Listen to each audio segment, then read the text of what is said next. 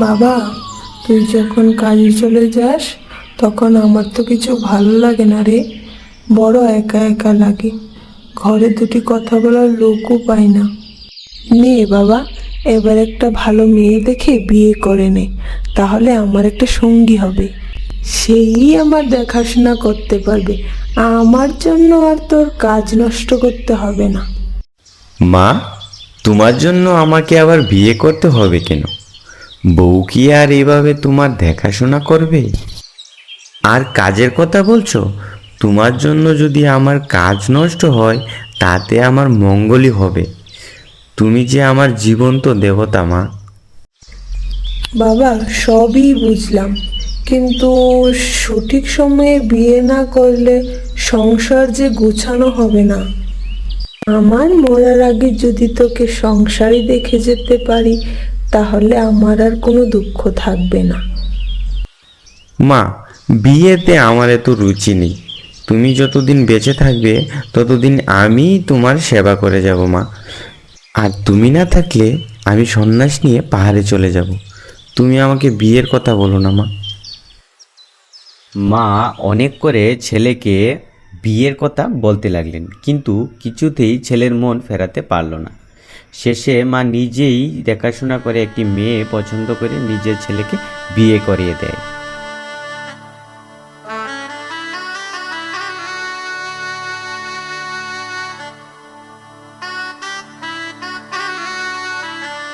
নতুন বউ সংসারে এসে দেখলো স্বামী তার মার অন্তঃপ্রাণ সব কিছু দেখে নতুন বউয়ের হিংসে হতে লাগলো।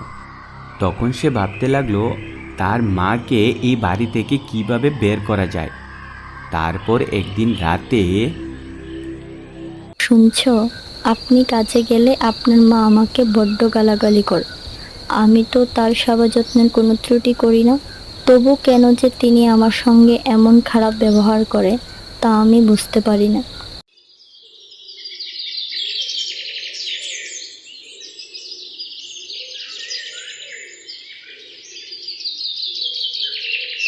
কিছুদিন শাশুড়ি মা এইভাবেই কষ্ট ভোগ করতে থাকে।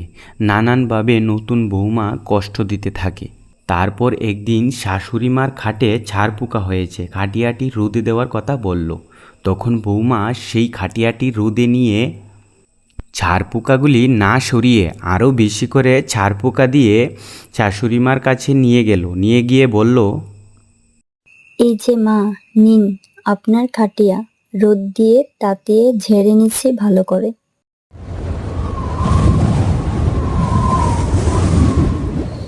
তারপর সেদিন রাতে সারা রাত এইভাবেই শাশুড়িমা কষ্টে রাত কাটতে লাগলো। ছাড় পোকাগুলির কামড় যেন ঘুম ভাঙার মতো ছিল। এইভাবেই রাত কাটার পর সকালে শাশুড়িমা বলল, বৌমা, সারা রাত ছাড় পোকার কামড় খেয়েছি, আজ একটু খাটিয়াটা ভালো করে ঝেড়ে দিও। মা, সেদিন আপনার খাটিয়া রোদে ফেলে ঝেড়ে দিলাম, আজ আবার বলছেন খাটিয়া ঝেড়ে দিতে।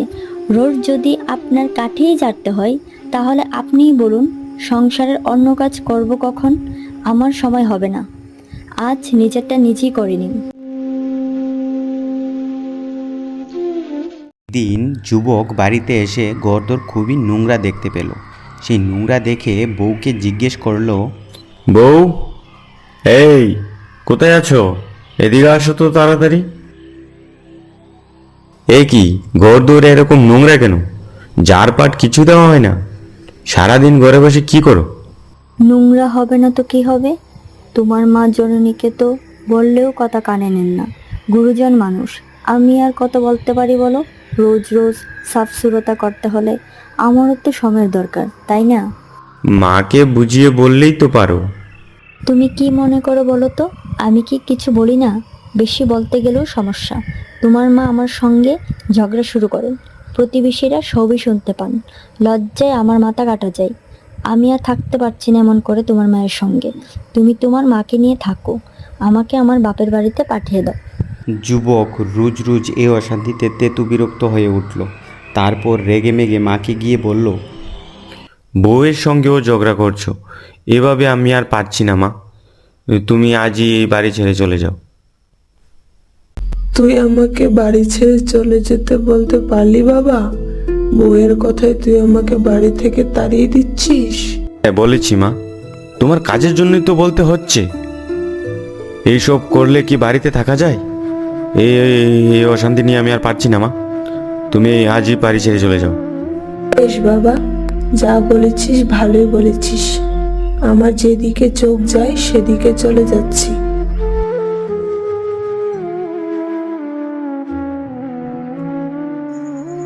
তখন বৃদ্ধা বাড়ি থেকে বের হয়ে একটি গাছের নিচে আশ্রয় নিলেন। কিছুদিন এইভাবেই দিনকাল কাটতে থাকে। তারপর একদিন তার ছেলের ঘরে একটি পুত্র সন্তান হয়। তখন তার ছেলের স্ত্রী বললেন, দেখেছো, তোমার মা যতদিন এই বাড়িতে ছিল ততদিন আমরা কোনো সন্তানের মুখ দেখতে পাইনি। যেই তাকে আমরা বাড়ি থেকে বের করে দিয়েছি তেমনি আমরা আমাদের সন্তানের মুখ দেখেছি। ওমা সুনীলের মা, তুমি এইখানে কি করছো? শুনলাম তোমার নাকি নাতি হয়েছে গো। বউয়ের কথায় ছেলে আমাকে বাড়ি থেকে বের করে দিয়েছে, কিন্তু তার ছেলে হয় কি করে? না না না না না না, সংসার ধর্ম বলতে কিচ্ছু নাই, ধর্মের মৃত্যু হয়েছে। আমি এবার শ্মশানে গিয়ে ধর্মের পিণ্ডি দেব।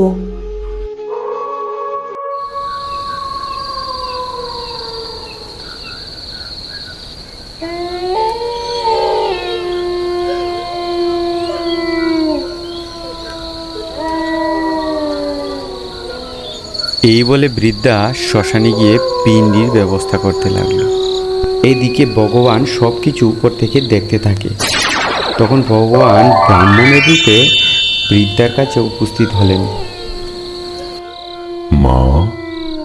মাগো, তুমি এই ভয়ঙ্কর আম্মক শ্মশানে রান্না করছো কেন মা? এখানে তো কেউ রান্না করার জন্য আসে না। তিল্লানো রান্না করছি বাবা, ধর্ম মারা গিয়েছে, আমি তার পিণ্ড দেওয়ার ব্যবস্থা করছি।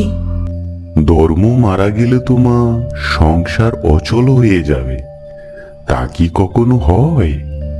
কিন্তু তুমি কি করে বুঝতে পারলে মা যে ধর্ম মারা গিয়েছে? ধর্ম মারা গেছে বলেই তো সংসারে পাপীরা দণ্ড না পেয়ে সুখ ভোগ করছে। আমার ছেলের কোনো সন্তান ছিল না, আমাকে বউয়ের কথায় বাড়ি থেকে তাড়িয়ে দেবার পর পুত্র সন্তান লাভ হয়েছে।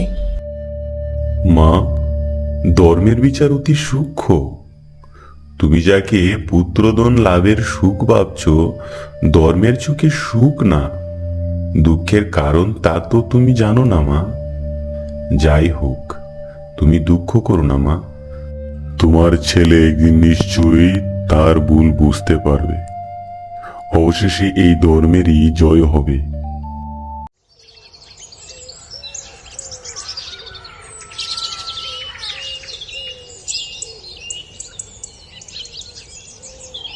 এই বলে ব্রাহ্মণ শ্মশান থেকে বেরিয়ে যুবকের বাড়িতে ভিক্ষে করার জন্য এলেন।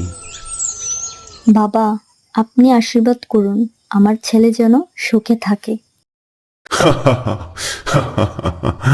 মা, এই সংসারে যে যেই কাজ করুক না কেন, সেই কাজ অনুযায়ী তার ফল ভোগ করতে হয়।